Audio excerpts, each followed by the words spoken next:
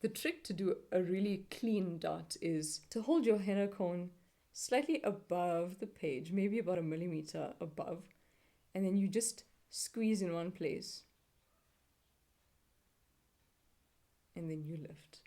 You might put the cone directly on the page and then it doesn't look as round as it should look. Or you might just press it onto the page and squeeze a little bit. You can do that. That's a bit of a smaller dot, which is fine. Your goal for the dot is to get a fair amount of henna onto the page, almost in a ball shape, like a sphere shape. That's training you to have henna come out of the cone in one area. So you can angle it however you'd like. You can have it straight up and you squeeze. Or you can angle it slightly and test it out there. If that's looking more like an acorn, you can angle it up a little and then you can just squeeze.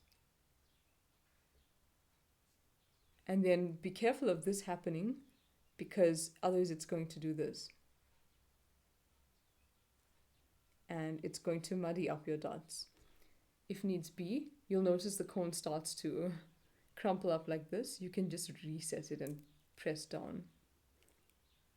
And then resume your Goldilocks zone grip. Clean the tip if needs be. And then you squeeze.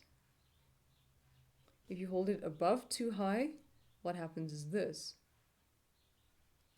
Not good. If it's too onto the page, if it's pressed down too hard, you're not going to get anything out. So you can always clean it out and pull it straight so that it straightens out the nib. So now what I'm going to do are 3 dots. We'll go through the 3 dots together and then you can always rewind the video if you need. Okay, here goes.